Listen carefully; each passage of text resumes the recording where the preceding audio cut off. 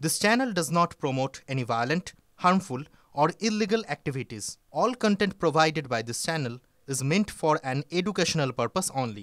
Top quality और consistent performance के लिए सिर्फ सिल्वर पंप नाम याद रखना। অপরাধ সংগঠিত হয়েছে দুটো পর্যায়ে। রায়ের পর বলা যায় যে আজকে অপরাধ সংগঠিত হয়েছে, এটা প্রমাণিত। প্রথম পর্যায়ে অন্যায়ভাবে চাকুরি দেওয়া হয়েছে। দ্বিতীয় পর্যায়টা হয়েছে যে এখানে কিছু যোগ্য প্রার্থী ছিলেন এবং কিছু অযোগ্য প্রার্থীকে চাকরি পাইয়ে দেওয়া হয়েছে। এই দুজনের যে প্রমাণ সেগুলোকে সমস্ত মিলিয়ে দেওয়া হলো। যোগ্য এবং অযোগ্যকে হাইকোর্টে বারবার প্রশ্ন করা সত্ত্বেও তাদের আলাদা করা গেল না। সুপ্রিম কোর্টও বারবার সুযোগ দিয়ে তাদের আলাদা করা গেল না। ফলে এই যে এত লোকের চাকরি গেল তার কারণ একটাই, যে যোগ্য এবং অযোগ্যদের আলাদা করা গেল না। এটা দ্বিতীয় পর্যায়ের অপরাধ সংগঠিত হয়েছে। আপনার কি মনে হয় এর জন্য দায়ী কে? খুব স্বাভাবিকভাবেই একজন অপরাধ করল সে, এবং একজন সেই অপরাধটাকে চিহ্নিত করলো বা ধরলো, তাহলে দায়টা কে নেবে? যে অপরাধ করলো সে। এবং এক্ষেত্রে মুষ্টিমেয় খুব উচ্চ পদে থাকা শিক্ষা দপ্তরের আধিকারিক, এসএসসির আধিকারিক এবং বোর্ডের আধিকারিক, তারা অর্গানাইজডভাবে একটা ঘটনা ঘটিয়ে দিলেন এবং অন্যায়ভাবে চাকরি দিলেন। দিয়ে তারা এই জায়গাটাকে মিশিয়ে দিলেন যোগ্য প্রার্থীদের সাথে। কাজেই এই যে অপরাধ ঘটল তার যে পরিণতি হলো, এটাকে তো শুধুমাত্র আমরা মনে করেছিলাম এই জায়গায় পৌঁছাবে তা তো নয়, এই পরিণতিরই তো হওয়ার ছিল।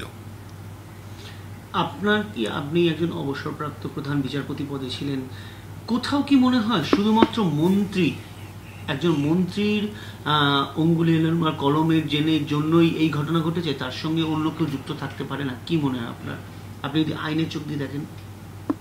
দেখুন, আমি বিশেষভাবে একজন মন্ত্রী বা কোনো রাজনীতির কথা বলছি না, কিন্তু ঘটনা পরম্পরায় হাইকোর্টের যে রায় সেটা এবং সুপ্রিম কোর্টের রায় সেটাও দেখেছি। সেখানে দেখেছি যে খুব ক্ষমতা সম্পন্ন একাধিক মানুষ জড়িত হয়ে এটা করেছেন, এবং করেছেন বলে এখনও তাদের শেষ বিচারটা শেষ হয়নি।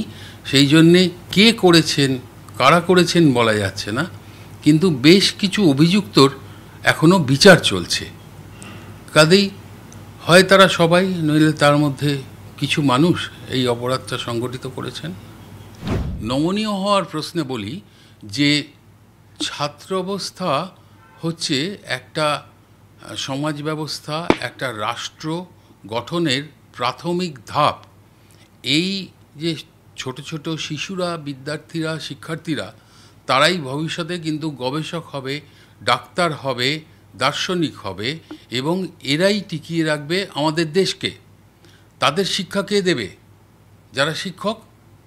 এই শিক্ষক তার জীবন যদি শুরু করে অযোগ্যতাকে ঢাকতে, টাকা দিয়ে শিক্ষক হয়ে আসে, তারা কি শিক্ষা দেবে? এই শিক্ষকদের হাতে কি সমাজ তৈরি হবে? তাহলে এই জায়গাটাতে তো নমনীয় হওয়ার কোনো জায়গা থাকে না।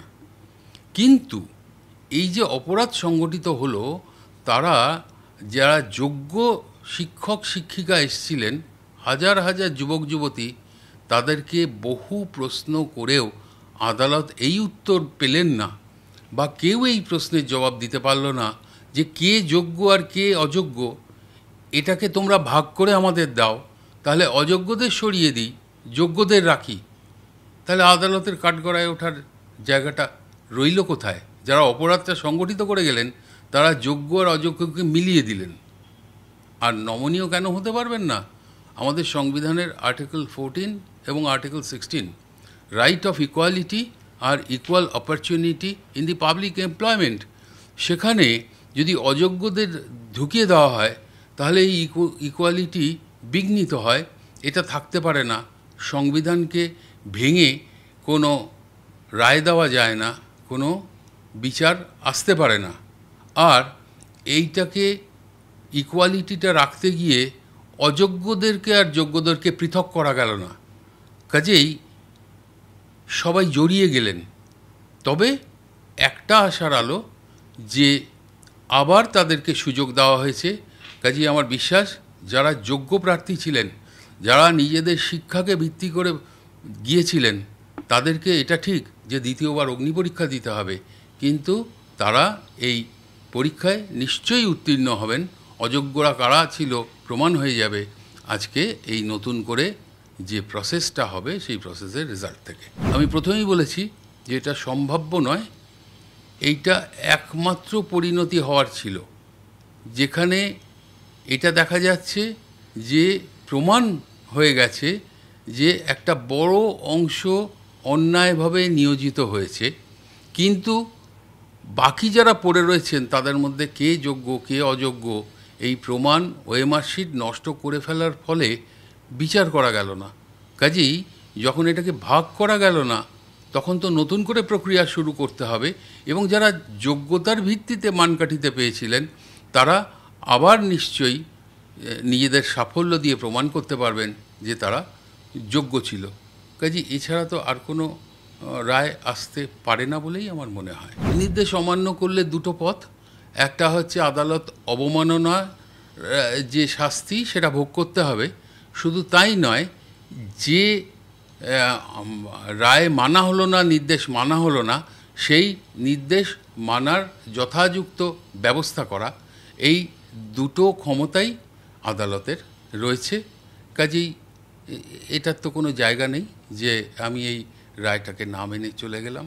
তাদের সমবেদনা জানানোর কোনো ভাষা আমার নেই। মুষ্টিমেয় আমি বলবো না যে সবাই এর জন্যে দায়ী, সমস্ত প্রশাসন এর জন্যে দায়ী, এ কথা কখনো বলবো না। মুষ্টিমেয় অত্যন্ত ক্ষমতাসম্পন্ন মানুষ তাদের দুষ্কৃতি করার উদ্দেশ্য নিয়ে যে কাজ করে গেছেন, সমাজের বৃহত্তর স্বার্থে, সমাজের স্বার্থ দেখে, ছাত্রদের স্বার্থ দেখে, এই বৃহত্তর স্বার্থ দেখতে গিয়ে হাজার হাজার শিক্ষিত তরুণ তরুণী এর বলি হয়ে গেলেন। কাজেই এদের সমবেদনা জানানোর কোনো ভাষা আমার জানা নেই। এই যোগ্যদেরকে মিলিয়ে দেওয়া হলো সমস্ত প্রমাণ নষ্ট করে দিয়ে, এটা আমি আগেই বলেছি। তাদের সমবেদনা জানানোর ভাষা আমার জানা নেই। আইনের পরিভাষায় কি এটাকে বৃহত্তর ষড়যন্ত্র বলা যায়, এই ধরনের অপরাধকে? হাইকোর্টের যে রায় উঠে এসছে এবং সুপ্রিম কোর্টের যে রায় উঠে এসছে, তার থেকে দেখা যাচ্ছে যে ভারপ্রাপ্ত যে সমস্ত উচ্চ পদাধিকারী ছিলেন তারা কিন্তু বারবার এই প্রশ্নের উত্তর দিতে পারেননি, এবং প্রমাণ হয়েছে যে একটা বিরাট অংশ অযোগ্য প্রার্থী এসছে, সেই প্রমাণ আদালতের সামনে এসছে, এবং তাদেরকে যোগ্য প্রার্থীদের সাথে মিলিয়ে দেওয়া হয়েছে যাতে এদেরকে বাছাই করা না যায়। এটা হয়েছে, এটা তো প্রমাণিত হয়ে গেছে।